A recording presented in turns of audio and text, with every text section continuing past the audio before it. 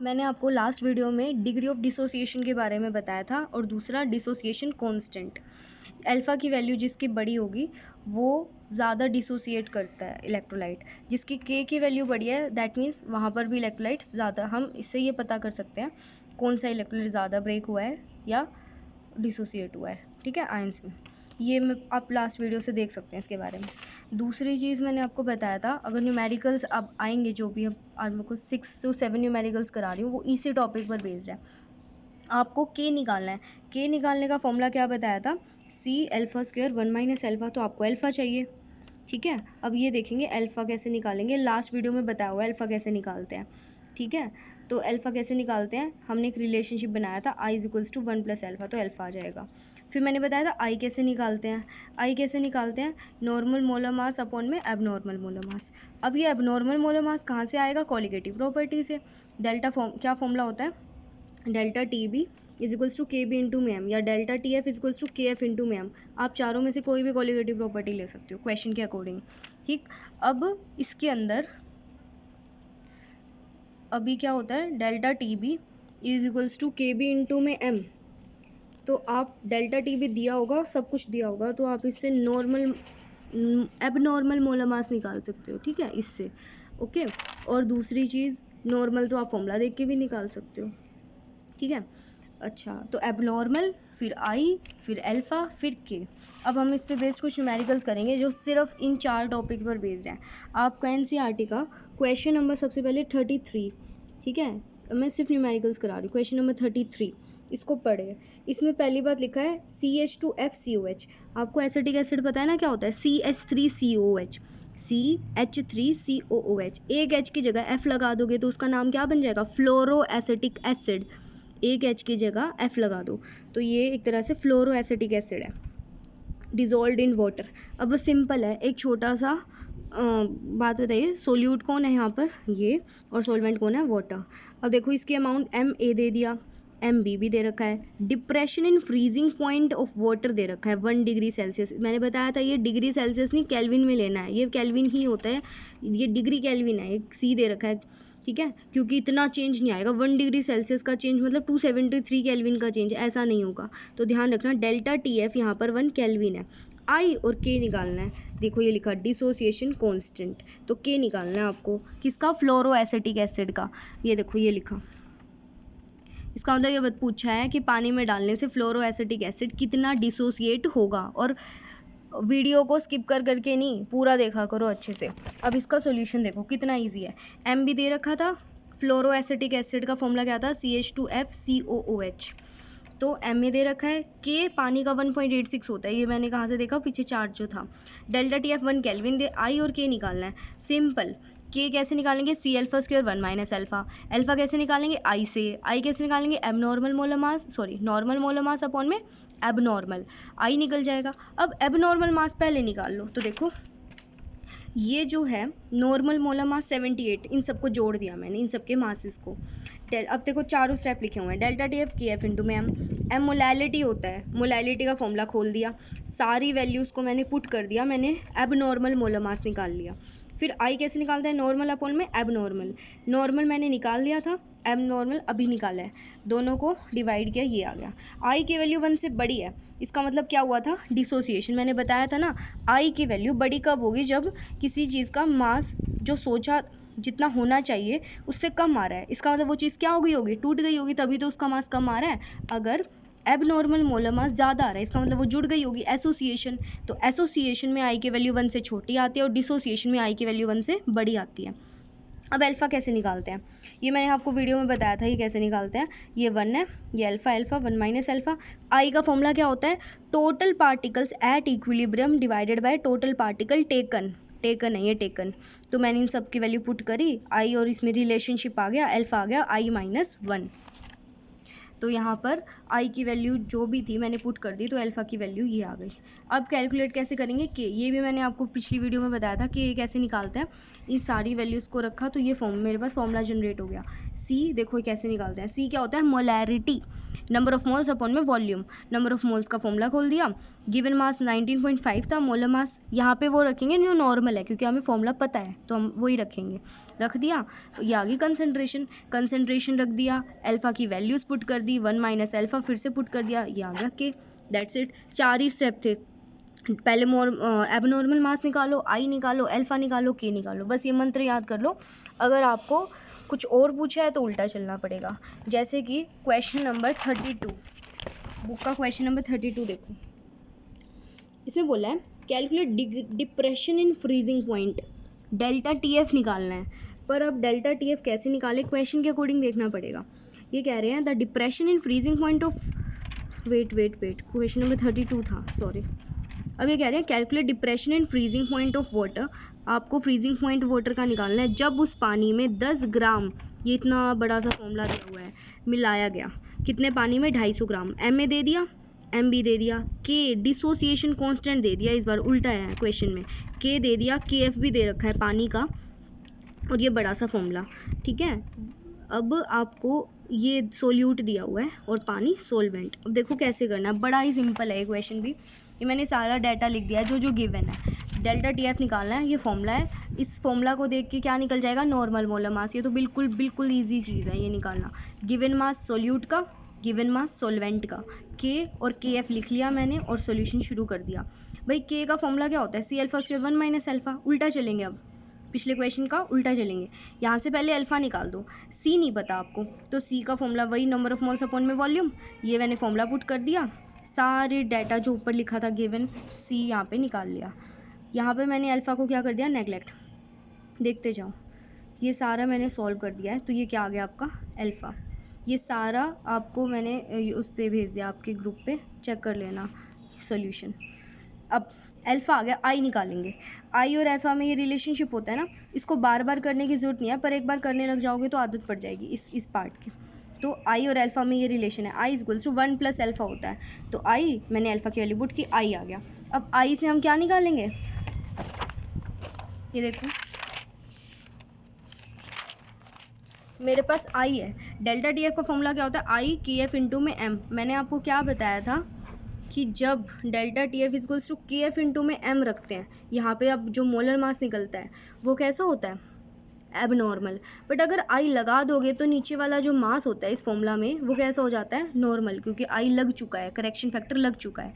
तो अब आई लग गया है तो इसके जो ये वाला जो मास है अब वो हमें कैसा लेना है, नॉर्मल, क्योंकि आई लगा हुआ है।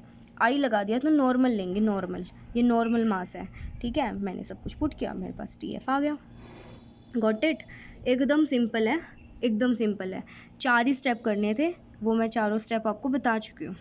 ओके, आगे चलें एक बार। देखो अब 2 क्वेश्चन हो रहे हैं थोड़े से बड़े बड़े, वो एनसीईआरटी के एग्जाम्पल क्वेश्चंस हैं, ये वाला, ठीक है। तो अब देखो इस क्वेश्चन को पढ़ो एक बार ध्यान से। इसमें क्या बोला है, 0.6 ml, याद रखना वॉल्यूम दे रखा है क्योंकि ये एसिटिक एसिड ना लिक्विड होता है, liquid. 0.6 ml acetic acid having density this, ये एसिटिक एसिड की डेंसिटी है, ना कि सॉल्यूशन की, किसकी, एसिटिक एसिड की। अब इसको 1 लीटर पानी में मिलाया गया तो सोल्यूट हुआ एसिटिक एसिड और सोलवेंट हुआ पानी। The depression in freezing point was this, ये फिर से मैंने कहा ना केल्विन में होना चाहिए, केल्विन है, ठीक। आई और के निकालना है, बिल्कुल सिंपल है। के निकालना है, अल्फा निकालो, अल्फा निकालना है, आई निकालो। आई निकालने के लिए अब नॉर्मल मोलर मास निकालो, क्योंकि नॉर्मल तो हमें फॉर्मूला देखते ही पता है। तो अब हम क्या करेंगे, आपको डेल्टा टी एफ का फॉर्मूला लगाना है, सोल्यूशन तो तभी हो जाएगा। पर प्रॉब्लम यहाँ पे ये है कि एसिटिक एसिड का मास नहीं दे रखा। पर एक चीज़ नोट करो, डेंसिटी दे रखी है एसिटिक एसिड की, वो जो लिक्विड है, वॉल्यूम दे रखा है, तो क्या मास नहीं निकल जाएगा। तो here is the solution, acetic acid को पानी में मिलाया गया, एसिटिक एसिड को वाटर में डिसॉल्व किया गया है, ओके। और ये इसका वॉल्यूम है, ये डेंसिटी है, पानी 1 लीटर है। 1 लीटर पानी का मतलब उसका मास कितना हो गया पानी का 1000 ग्राम। डेल्टा टी एफ दे रखा है, आई और के निकालना था, के एफ भी हमें दे रखा है। तो कैसे करेंगे, पहले तो मास निकालो। यहाँ पे एबनॉर्मल की बात नहीं कर रही, अभी तो एसिटिक एसिड का मास ही नहीं पता। तो एसिड, ये बी मतलब एसिटिक एसिड, ठीक है, बी फॉर सॉल्यूट की बात हो रही है। तो डी बराबर एम अपॉन में वी। ये देखो डेंसिटी दे रखी थी, वॉल्यूम दे रखा था, मास निकाल दिया, ये आ गया मास, खत्म। अब क्वेश्चन शुरू होता है, वही 4 step. Delta T F is equals to K F into में एम, ठीक है, delta T F is equals to K F. M का फॉर्मूला पूरा खोल दिया, सारा डाटा मैंने फिल कर दिया। देखो यहाँ आई नहीं है, अभी आई गायब है। अगर मैं आई नहीं लगा रही तो ये जो मास निकल के आएगा वो कैसा आएगा, एब नॉर्मल। आई होता तो कैसा आता, नॉर्मल। तो देखो मैंने यहाँ से एब नॉर्मल मोलर मास ये निकाल दिया, आ गया एब नॉर्मल। अब नॉर्मल अपॉन में एबनॉर्मल से आई आ गया, देखो आई फिर से 1 से बड़ा है, इसका मतलब क्या हुआ था, डिसोसिएशन। अब नेक्स्ट अल्फा कैसे निकालते हैं, आई इक्वल्स टू 1 प्लस अल्फा, तो यहाँ से अल्फा आ गया। के कैसे निकालते हैं, C alpha square 1 minus alpha, ये आपका क्या है के। सारी मैंने वैल्यूज पुट कर दी सारी, ठीक। और देखो ये क्या आ गया के। देखो सी कैसे निकालते हैं, वही नंबर ऑफ मोल्स अपॉन में वॉल्यूम, ये सारा डाटा दे रखा था, नॉर्मल हमें मास पता था, और यहाँ पे मास कितना था 60, वॉल्यूम कितना दे रखा था 1 लीटर। मैंने 1000 इसलिए कट कर दिया क्योंकि ऑलरेडी वॉल्यूम लीटर में है। तो ये मेरे पास क्या निकल आया, K. C alpha square 1 minus alpha, alpha निकल चुका था, सी निकल चुका है, सब कुछ पुट कर दो, ये आपके पास क्या आ जाएगा, के।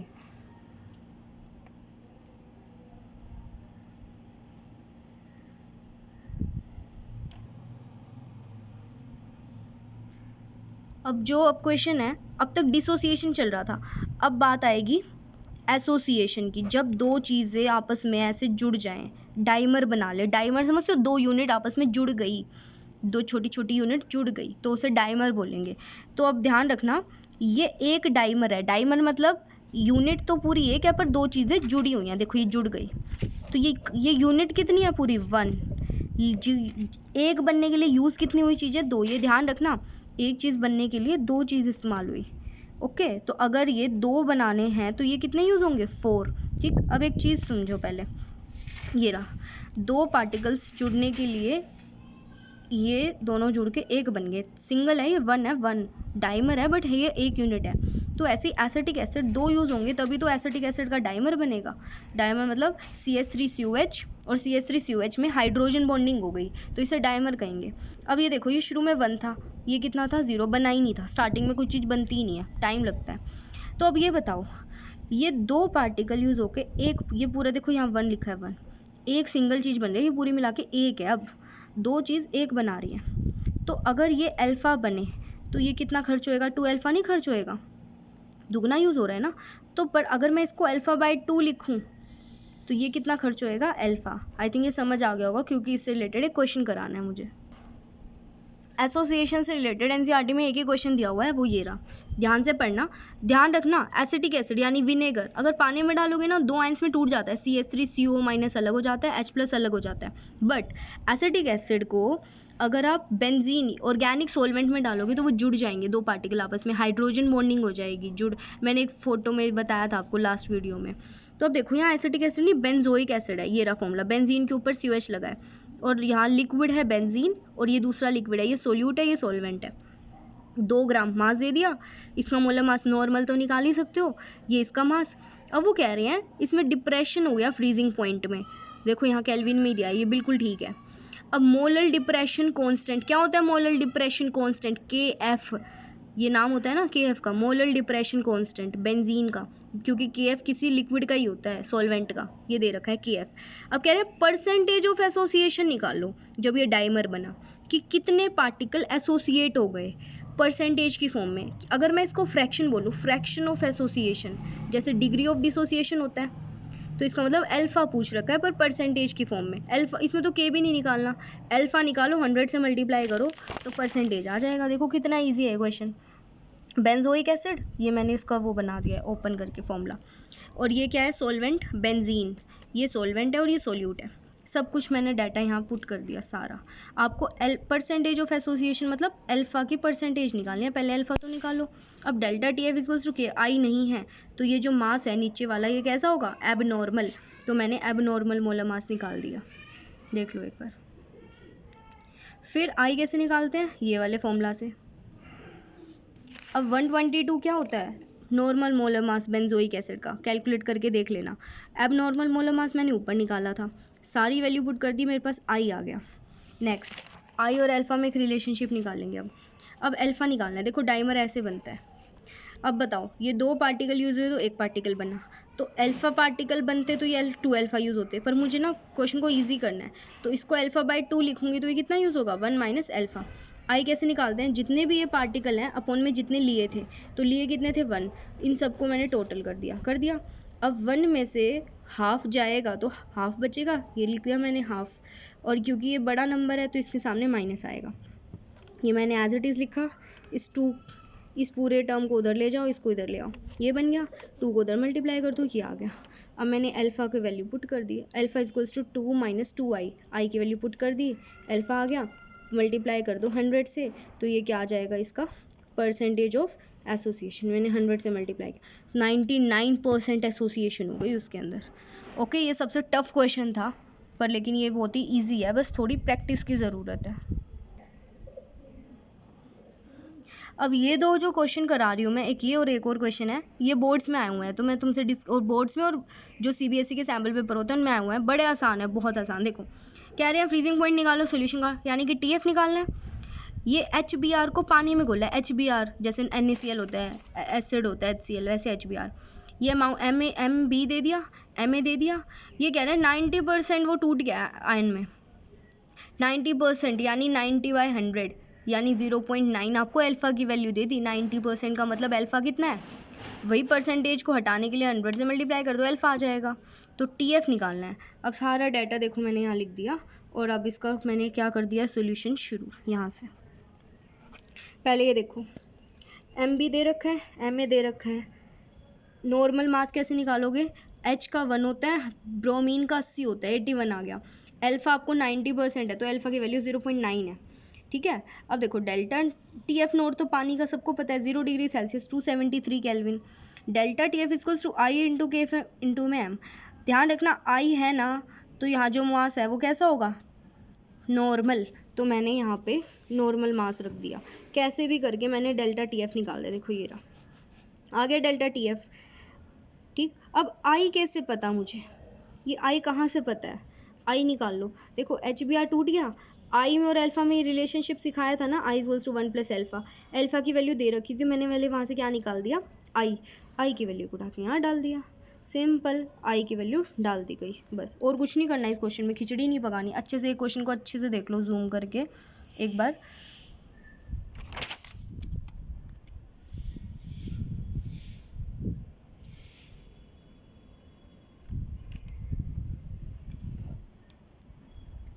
ओके, लास्ट क्वेश्चन देखो। अब ये भी कई पेपरों में, स्कूल के जो पेपर्स होते हैं उनमें आता रहता है किसी ना किसी स्कूल के। ये लास्ट क्वेश्चन है, और एक लास्ट में एक बात और बताऊंगी, एक टिप, उससे क्लियर हो जाएंगी काफ़ी सारी चीज़ें। ये लिखा है when 2.56 gram of sulphur were dissolved in 100 gram of CS2 liquid की तरह, पानी की तरह दिखता है, कहो तो दिखा दूंगी, जैसे CO2 होता है वैसे CS2 पर पानी की तरह दिखता है। सल्फर को इसमें घोल दिया, MA और MB सब कुछ गिवन है। Freezing point lower by this, freezing point घट गया इतनी वैल्यू से, तो ये आपको क्या दे दिया, डेल्टा TF, डिग्री सेल्सियस में था, मैंने ना उसको ठीक करा कि आपको सल्फर का ये फॉर्मूला बताना है, क्या होगा सल्फर का फॉर्मूला, S के नीचे X का नंबर बताना है क्या होगा। तुम्हें पता है ना, वैसे तो हम सबको पता है ये बात, सल्फर 8 सल्फर एक साथ मिलके रहते हैं, S8, पर यहाँ SX लिखा है, ये बताना है कि X, वैसे भी तुम्हें बता दिया मैंने 8 ही आएगा, पर चेक करते हैं कैसे। KF भी दे रखा था क्वेश्चन में, सल्फर का मास भी दे रखा था 32, एक सल्फर का सिर्फ एक दाने, एक S का दे रखा है ये। अब देखो डेल्टा TF का फॉर्मूला KF इंटू में M, आई नहीं लगाया क्योंकि आई का यहाँ कुछ चक्कर ही नहीं है, आई निकालेंगे। आई पता होता तो डाल देते, पर पता ही नहीं है, कुछ दे भी नहीं रखा, आई नहीं लगाया तो कैसा मास होगा, एबनॉर्मल। तो देखो ये सारा करके एबनॉर्मल मास 256 आ गया, 256। आई कैसे निकालते हैं, नॉर्मल मास अपॉन में एबनॉर्मल। नॉर्मल कितना दे रखा था 32, एबनॉर्मल 256। अब देखो एबनॉर्मल कितना ज़्यादा आ रहा है, इसको मतलब बहुत सारे सल्फर जुड़ गए, एसोसिएट हो गए, एसोसिएट।